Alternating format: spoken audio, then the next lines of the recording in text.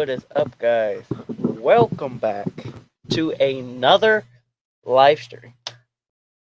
As y'all can see, I am feeling very good today.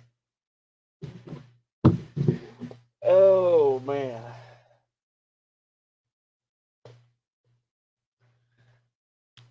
So, by the title, today has been a good day. Great day. Let's put it that way. It's been a great day.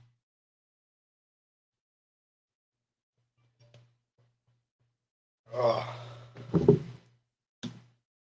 it has been a terrific day. Today's been good. I felt good today, all day today. I felt good. Uh, got my COVID test results back. That was negative. We're good on that. Dropped a video earlier.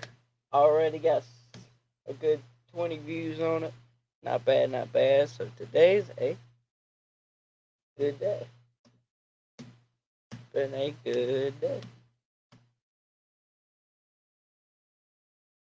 What's up, Christina?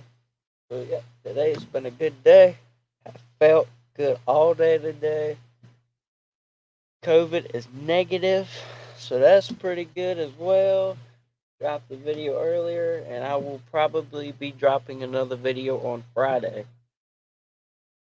And Saturday, me, Rob, and Nubs will be investigating this haunted, abandoned church that we were supposed to do on Halloween night that was postponed due to an emergency.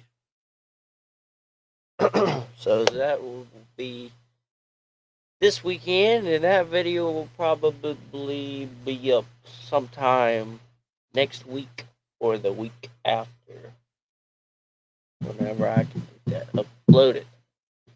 Kind of glad the internet decided to cooperate tonight, because it really wasn't cooperating well this morning.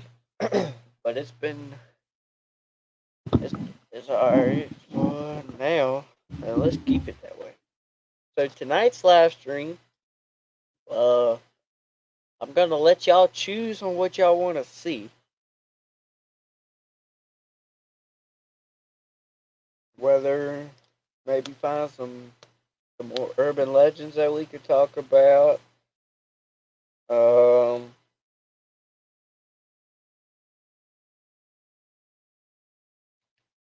Maybe look up some haunted locations, and describe the history of these locations.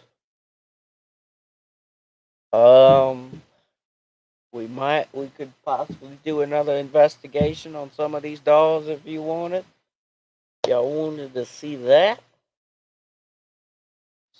Whatever y'all want to see, y'all give me some ideas in the chat.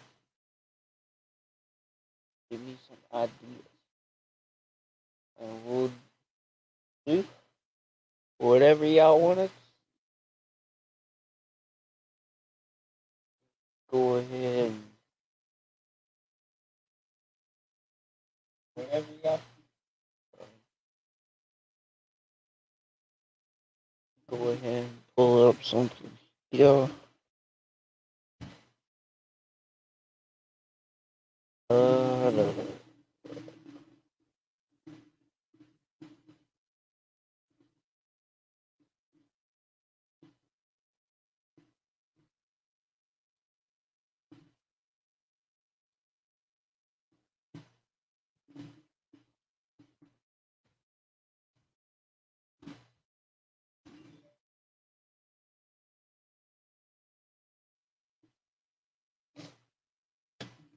All right.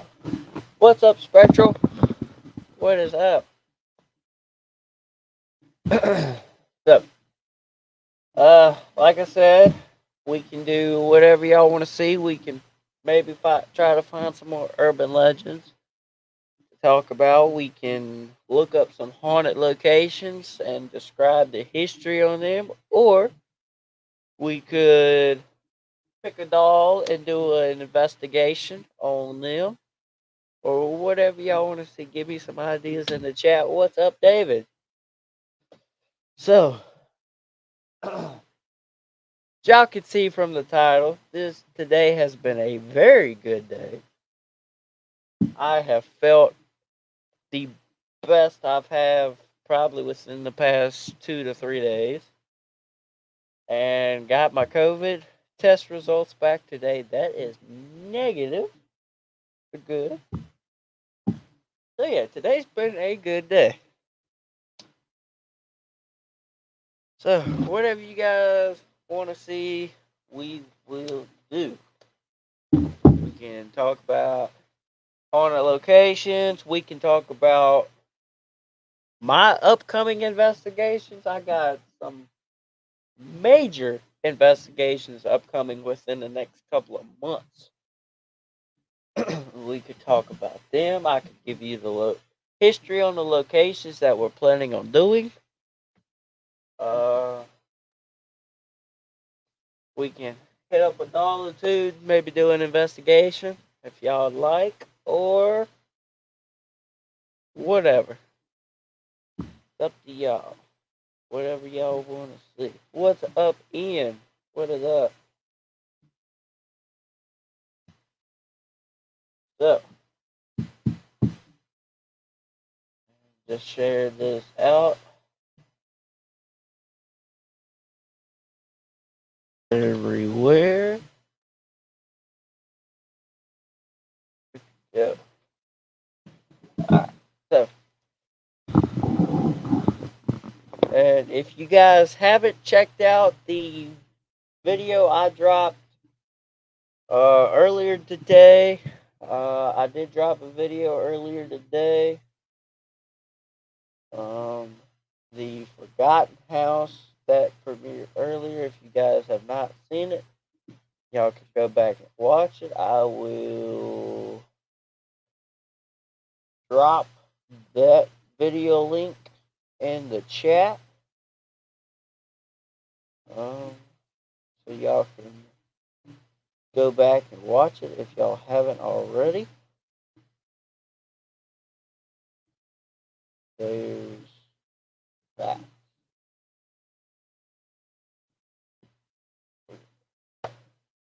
So, hope you guys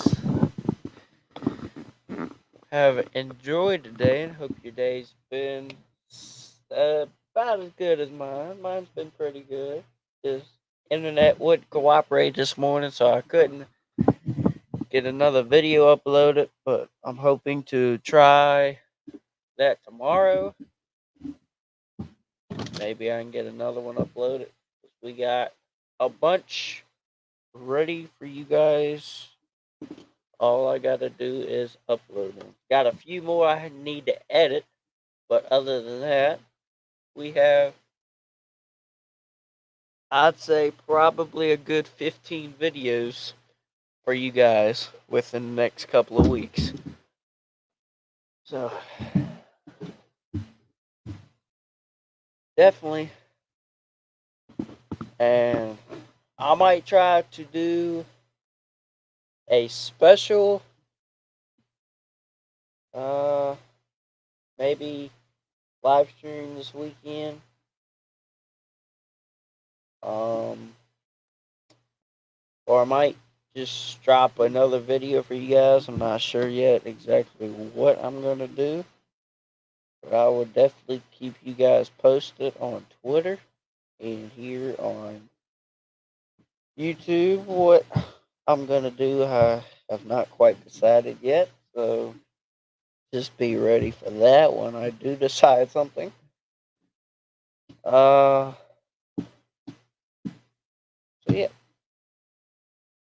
So I think we might do two things tonight. So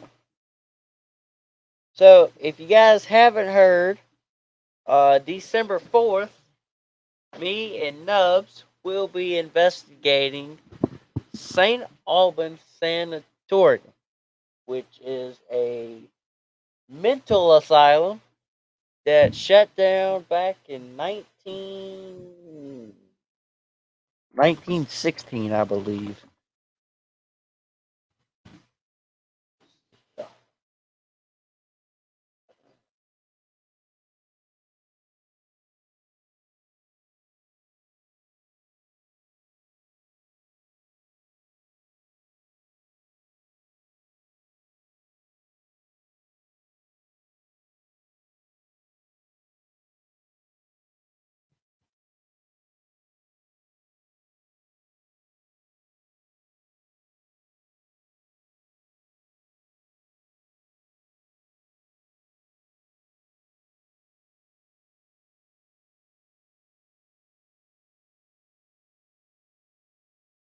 Oh, so it closed in 1916 as a school, and then it reopened to become the sanatorium and closed in the 1970s. So yeah, a lot of people died here uh, by electroshock. The There is a bowling alley in the basement of St. Albans that is haunted by two young girls. Um,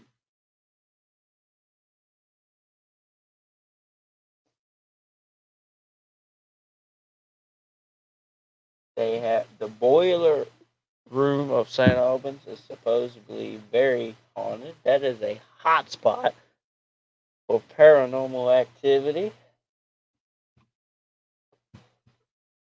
And then that ain't all. There's a whole lot more with St. Albans, but that's definitely going to be a awesome investigation. And then as of right now, it's on the schedule. February 26th, we will be investigating the Graffiti House. You guys don't know what that is? It is a Civil War hospital slash museum, and it is actually a site, a battlefield site. So it was a hospital used back in the Civil War era, or used during the Civil War. Now it's a museum type place, and it was actually a battlefield. A battle took place on the property before the uh, museum, the hospital was built. So that's definitely going to be an epic one too. And I'm sure we will have more scheduled for you guys. Right now, those are the only two big ones that we have scheduled for the moment. But we're going to be doing more abandoned houses and cemeteries along the way. And Rob actually found us another abandoned church today, so that'll definitely be sometime in the future. Get in there to try to do an investigation.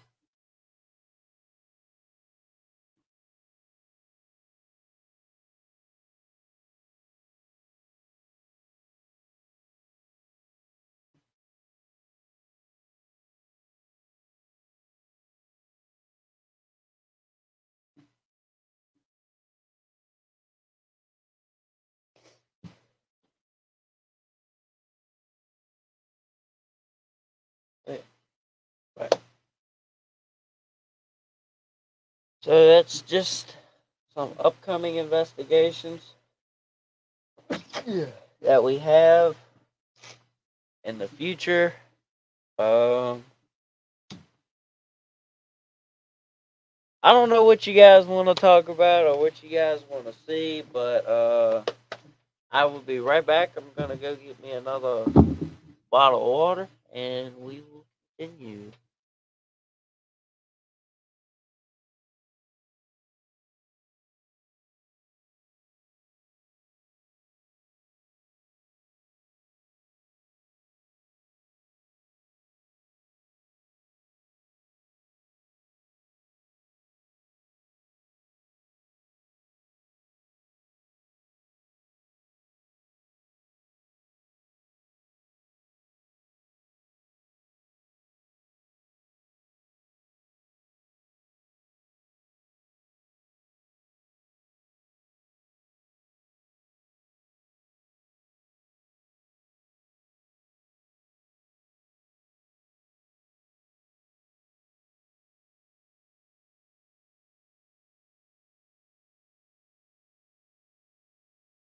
All right.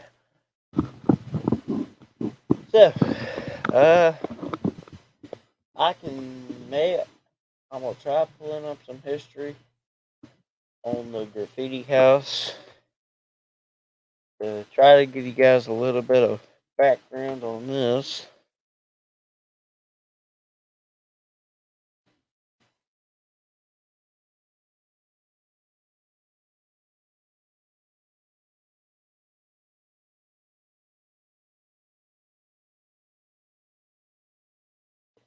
The Graffiti House was converted into a civil hospital after the Battle of Kelly's Ford in March of 1863.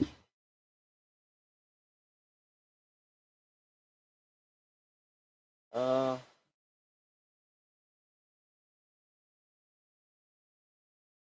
the reason why they call it the Graffiti House is probably well, I mean, it is a simple common sense thing, but drawings of men, women, and animals have been found on the walls of the home.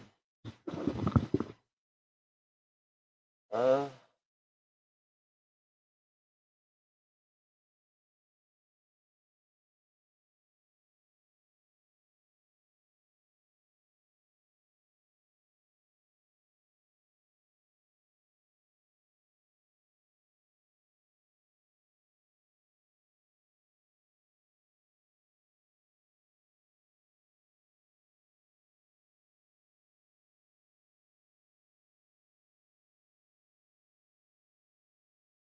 oh God, I'm just reading this. What I'm looking for, but there's also says right here there is soldiers and also officers that have actually signed their name on the wall of the Graffiti House that you can still see to this day. The signatures include Lieutenant William J. Marshall, Colonel John Egbert Farnham, and Sergeant Henry Thomas. And other soldiers have also penned their names as well.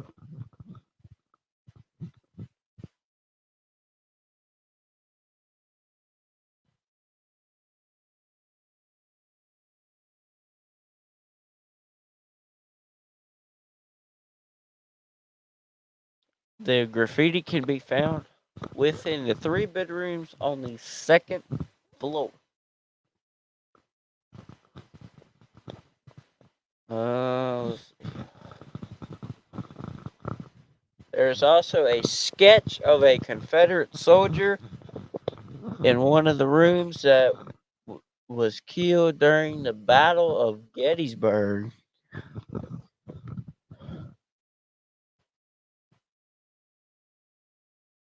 But yep, this place seems to be pretty cool too. It is haunted by spirits of the soldiers and pretty sure some of the nurses that worked in this hospital at the time probably haunts it as well.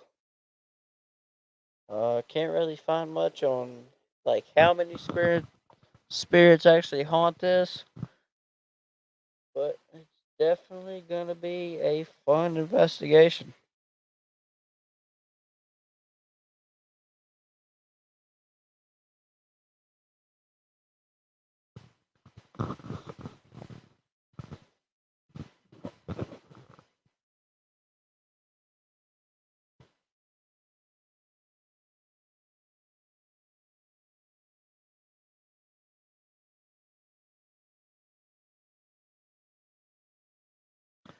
All right, while we're on here, let's keep on in Virginia.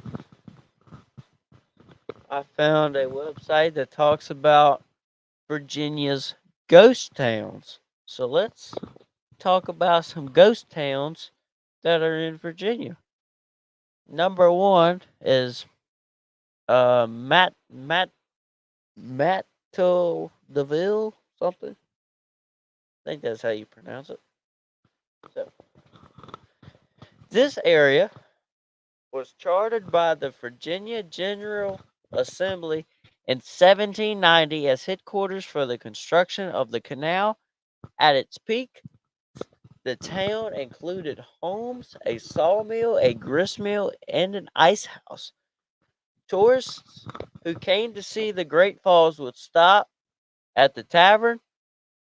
The canal closed in 1828, having a dire effect on the town. Today, all that remains are the ruins that can be viewed via the park's trail. Man. Number 2 is the Virginia Renaissance Fair. The Virginia Renaissance Fair is easily one of the most unusual and fascinating abandoned sites in the state. Located just outside of Fredericksburg, this fair ran for 3 short years from 1996 to 1999. Visitors could travel back in time and interact with merchants, shop owners, and other friendly fairgoers. So, what exactly happened? Poor weather conditions and its location on a swamp did not bode well for this little community. It's a no trespassing territory that's frequented by hunters.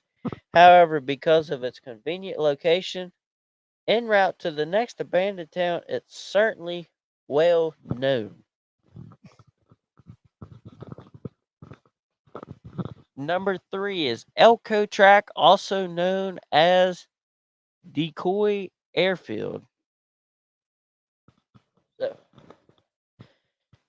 nicknamed Richmond's Lost City, Elko Track is one of the most well-known ghost towns in the state. During World War II, this tract of land was used as a decoy so that in the event of a Japanese or German bombing, this is the area that would have been targeted rather than a bigger city. If there was any word of enemy flyers, the power to the city of Richmond would be cut, making Elko Track seem like the obvious target. After the war, the land was returned to the Commonwealth of Virginia. Whoa. Looks like it's in the middle of the woods. Okay. Number 5 is the Upper Poccasin Mission. In 1902, a priest by the name of Frederick W. never set out on a mission to save the people who inhabited the Blue Ridge Mountains. He believed they were in need of some serious spiritual guidance. 2 sisters, Florence and Marion Towles, were sent as missionaries to the Appalachian Territory. While their intentions may have been good, the assumptions about the people who lived in the area were misguided. What you'll notice today upon visiting it is the ruins that remain of the church and community building. So only the church and community building remains to this day.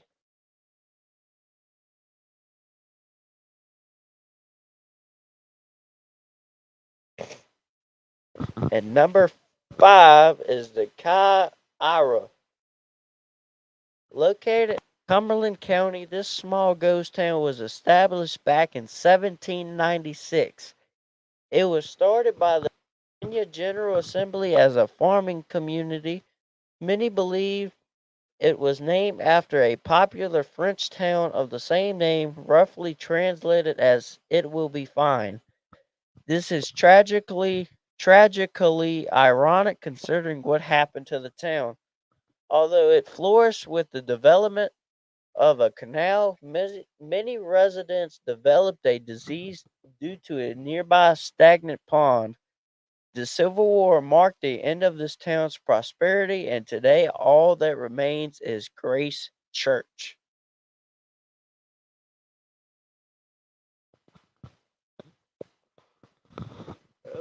Okay. Those sound pretty interesting.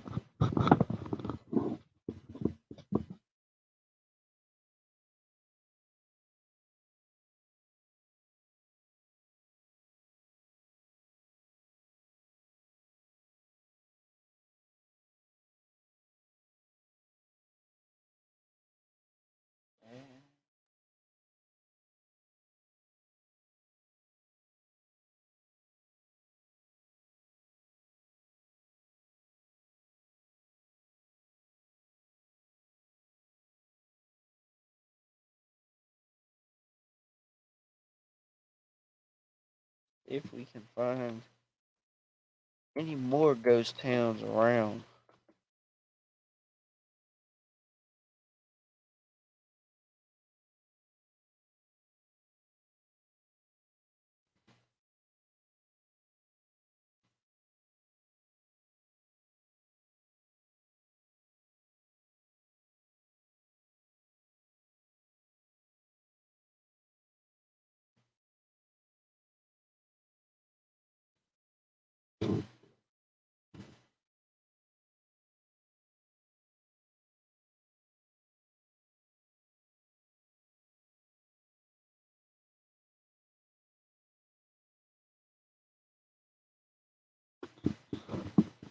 uh, oh, that's a tough one. Um, I'd say my favorite haunted place that has stood out would probably have to be the Octagon Mansion, since it's very well known and it's a mansion slash museum full of artifacts from the Civil War and back in that time frame. It's historically beautiful, and there is so many artifacts in this place that it's ridiculous. It just takes you back to that time frame. And it's also very haunted, especially by soldiers and uh, the former owners. Um, it was the Octagon was built in 1855, I believe. So it's got a lot of war artifacts from the different battles and just the war in general. That was a pretty cool place. I really enjoyed that one.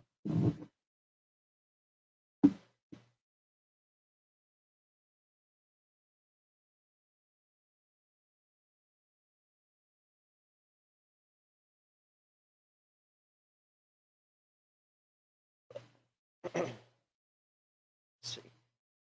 We'll do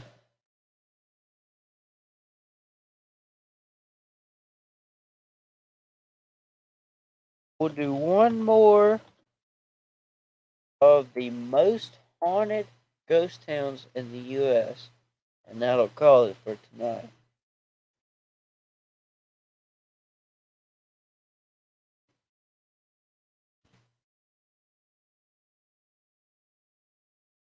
We'll do got 18, the top 18 of the spookiest ghost towns in America.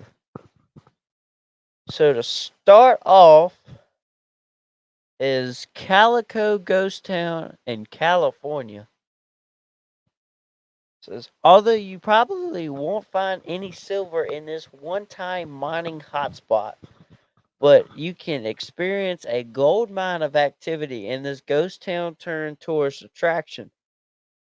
At Calico Ghost Town, now a California historical landmark, you can explore the mine that was in the area.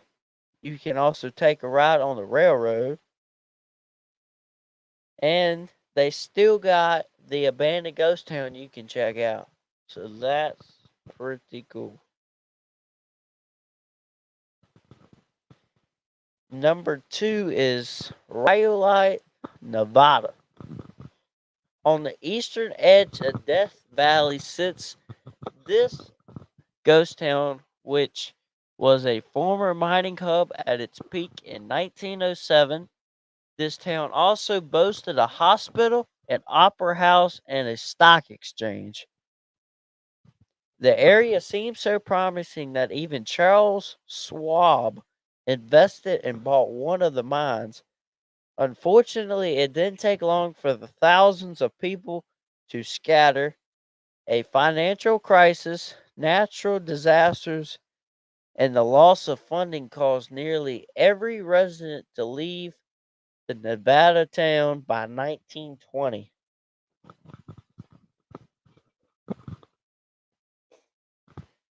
Number 3 is Goldfield, Arizona. Aptly named Goldfield was swarming with miners hopeful for gold in the late 1800s, but was dried up by 1898. The area was inhabited and renamed Youngsburg in 1921, but was abandoned once again in 1926. In 1988, the city took the route of a few other ghost towns and became a tourist attraction with a handful of activities, including a zip line, a reptile exhibit, and horseback rides. There's also a museum, a saloon, and other different merchants.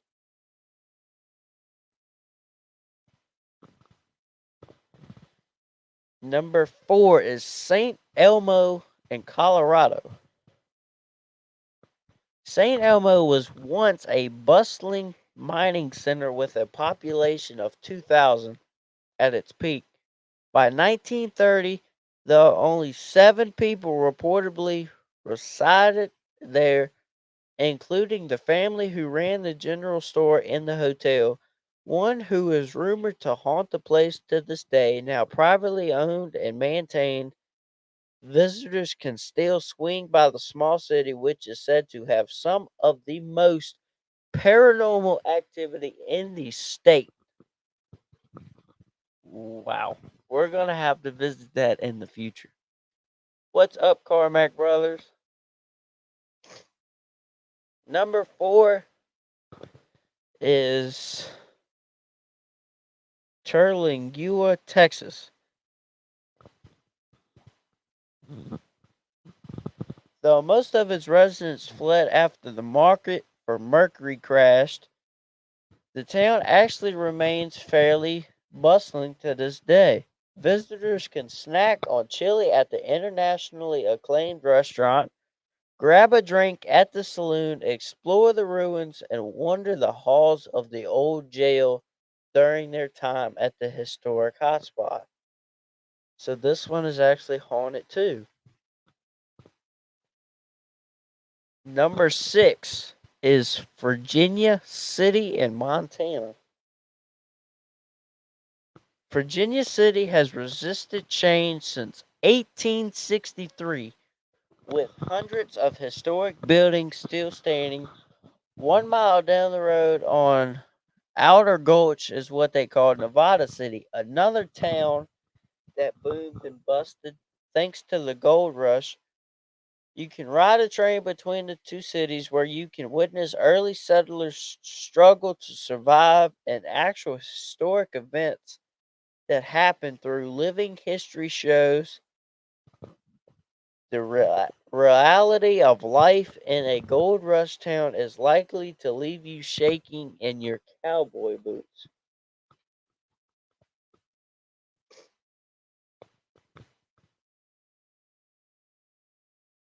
Number 7 is Bodie in California.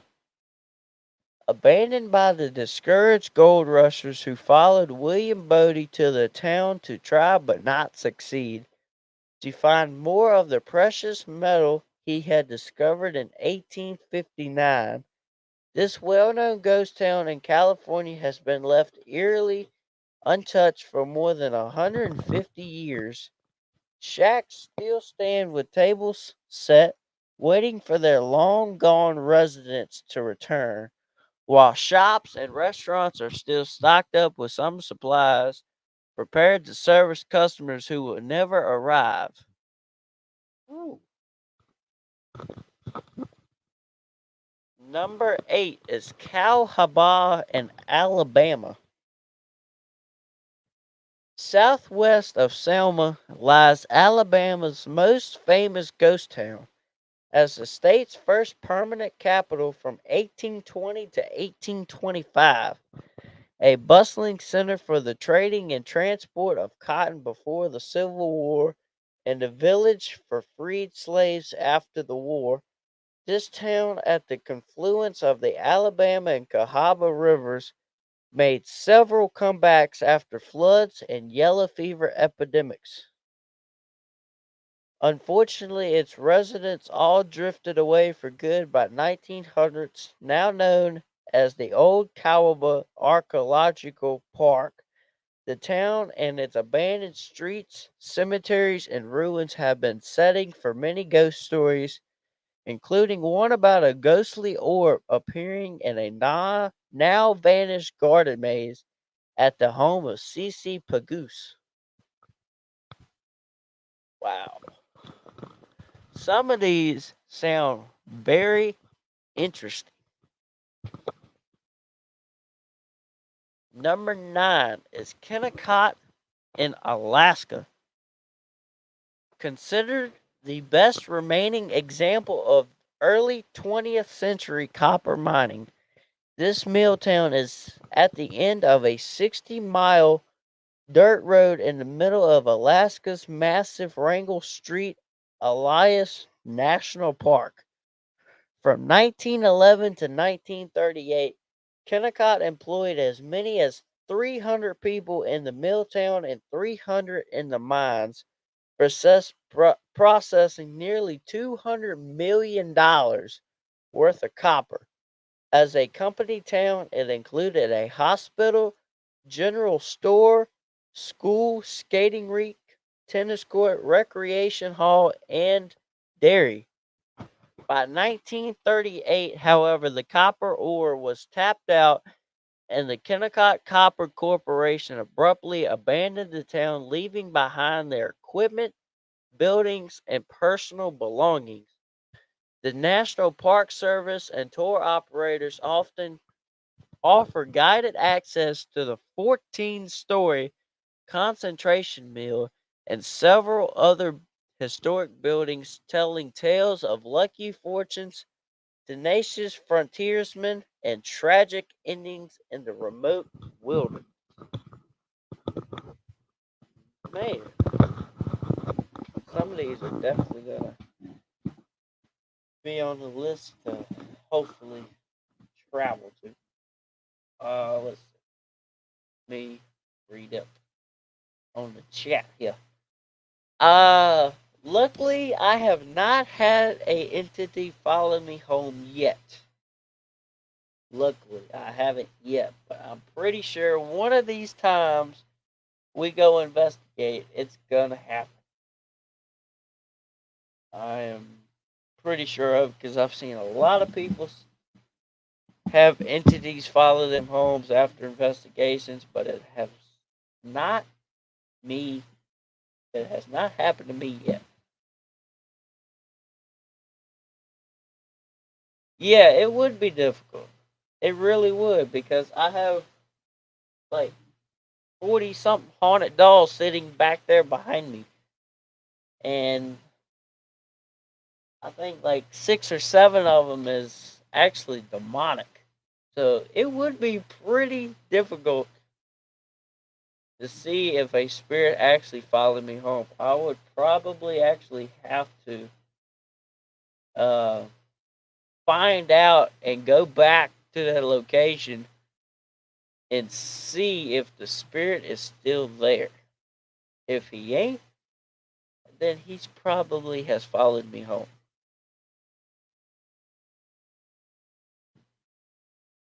But let's hope that doesn't happen. I haven't had one follow me home yet. I really don't want it to follow me home because I already got enough spirits here.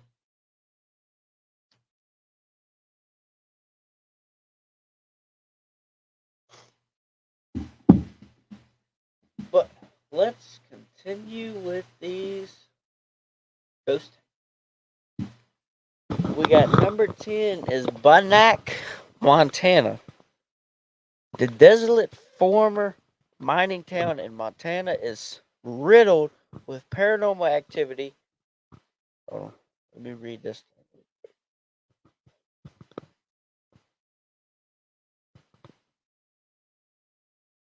Yeah. It's riddled with paranormal activity. It was featured in an episode of the Travel Channel's Ghost Adventures. Founded in 1862 when John White discovered gold on Grasshopper Creek, Banach was a typical gold rush town in the Wild West. There. Yeah, that's what's going to happen. If a spirit follows me home, I'm going to send him over to Nubs. Because I got too many spirits here. They follow me home, I'm going to send him over to Nubs. He can have it. After gold was discovered in nearby Virginia City, many prospectors moved there, and the road between the two towns became the scene of more holdups, robberies, and murders than almost any other stagecoach route. With the leader of the outlaw gang later discovered to be Banach's very own sheriff, the mining town lasted longer than most, with its population finally petering out between 1930 and 1950, at which point the state of Montana made the well-preserved town a state park. Today, over 60 structures are still standing, most of which can actually be explored.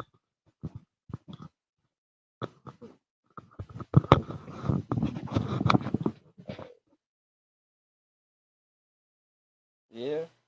I've seen some crazy things on what spirits can do. It's ridiculous on what they can do because they'd be one place and then 2 seconds later they'd be somewhere else. You see them in a completely different spot. So it's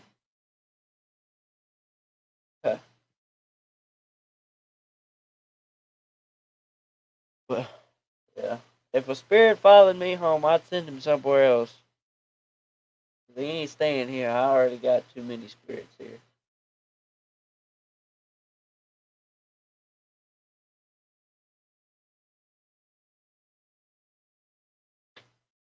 But I'm just gonna read off the rest of these uh, ghost towns because I actually probably need to get off of here soon because it's already 8:15. I have not been watching the time,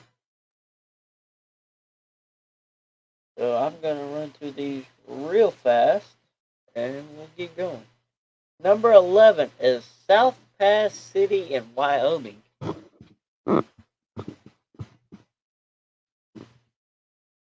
It was located about 10 miles north of the Oregon Trail.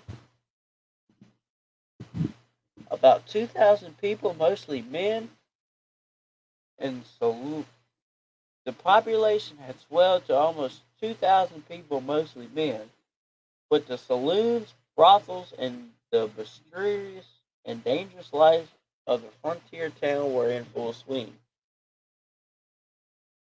If I was in Wyoming, I'd probably try to visit that. Number 12 is Central, Pennsylvania. Number 13 is Thurmond, West Virginia.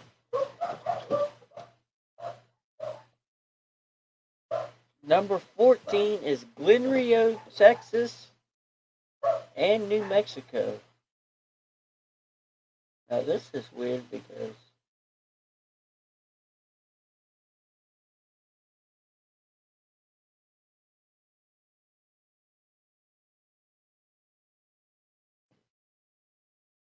it says Texas and New Mexico. I wonder if they're like combined in some way. Oh, it's on the border of Texas and New Mexico, so it's right on the border between the two states. Number 15 is Boloville in Florida. It was a natural forest in 1821. that was cleared by Charles Bulow to establish a 2,200-acre plantation to grow sugarcane, cotton, indigo, and rice. Number 16 is the Essex County Jail in North Caldwell, New Jersey. Man, it was built in 1873, it closed down in 1970s, and it was abandoned for good in the late 1990s.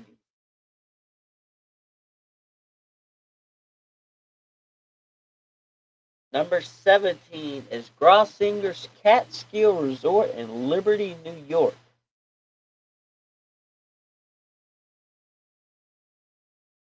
Number 18 is the Rolling Acres Mall in Akron, Ohio.